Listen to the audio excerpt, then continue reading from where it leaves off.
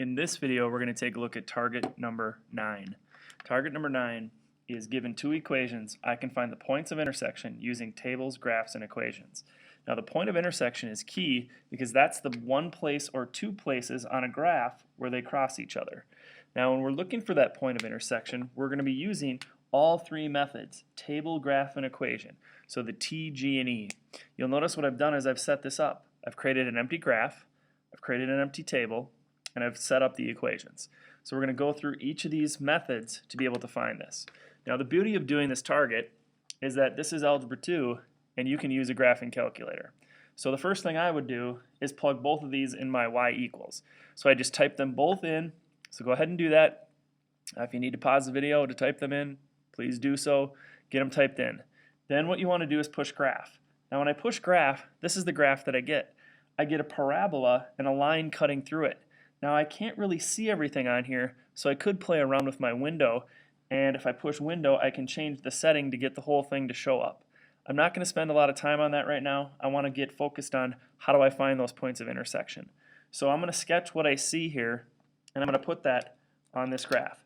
So this graph basically looks like a parabola that comes down and does this, and a line that cuts across that parabola in a couple different ways, and it looks like this. So these are my key points, my points of intersection that I'm looking for.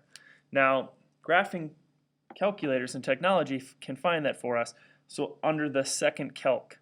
So what I'm going to do is push second calc, and then what I want it to find is where those two intersect. So I'm going to push number 5, and then it's asking first curve, enter, second curve, enter, guess, enter. You just keep hitting enter, and it'll show you 2, 16. That means this hits over at 2, up 16 is where those cross. It's actually off the screen. If I wanted to get it to show up, I could change my window and have more y values to see that. So 216 is one point of intersection. So I would label this as 2, 16. It's an ordered pair. It's a point on a graph where they cross each other. Now that's all fine and great. I've got one of them, but I want to find the other one. So I'm going to use the trace button. I'm going to push trace. And now I've got a blinking light cursor coming down from 216. It's this little boxcar that's riding my graph, and I'm going to try to get it somewhere down here. So I got it somewhere down there. It kind of went off screen a little bit, so it's sitting down there. The calculator will automatically calculate the point of intersection closest to that boxcar. So what I'm going to do is I'm going to push second calc again, and I'm going to do intersect, which is number 5, and I'm going to keep hitting enter a bunch of times, and it's going to blink at the other one, which is -4, -20. So the other point of intersection is a little bit off screen as well, -4, -20, and that's what it. Now you've got them both. So that's the graph method, is using your calculator and second calc. The table method is to go to your calculator and push second table and look for where do they have the same inputs and outputs. So the input of 2 gives me an output of 16, 16. I'm looking for the same y values in the two different columns. That means they have the same numbers here. And then the other one was -4, and that's both -20, so I know that those are correct. Using the table is probably not something you want to do first because you might be scrolling all over the place looking for it. But the table is good because it does allow you to check your answers, and you can see that those numbers are the same.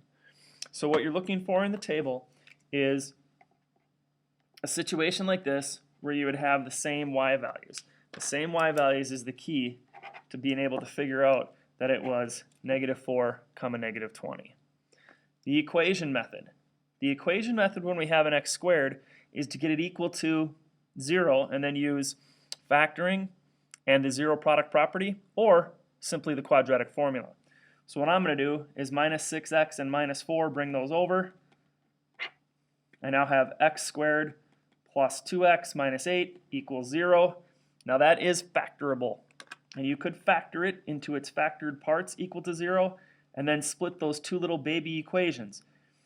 And so this would be x plus 4 and x minus 2 would be its factored parts.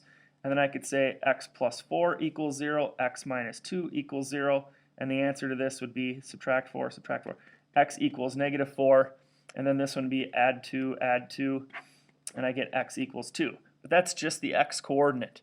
Once I get the x coordinate, I have to plug that back in. What I usually do is just plug it into one of the equations. So I go up here, put it in that equation, and see what I get out. So if I plug in this 2 in there, 6 times 2 is 12, plus 4 is 16. That gives me 2 comma 16, and I will get the x and y answers for that. That's the point of intersection. Put in -4, you're going to get -20. So again, here are the 2 points of intersection using factoring. Now realistically, ladies and gentlemen, for me, what I'm going to do is I've got the program in my calculator called quadratic formula. And so what I'm going to do is once I get to this step where I've got the x squared plus 2x plus 8, I'm going to push enter, enter. My a value was 1, my b value was 2, my c value was -8, push enter, and there's my 2 answers, 2 and -4. Again, those are just the x values. Then you could go to your table and you could find what's next to them.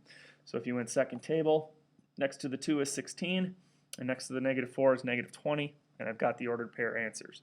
So that's 3 ways to find the points of intersection using the table, the graph, and the equation. It is expected that you can use all 3 of those methods.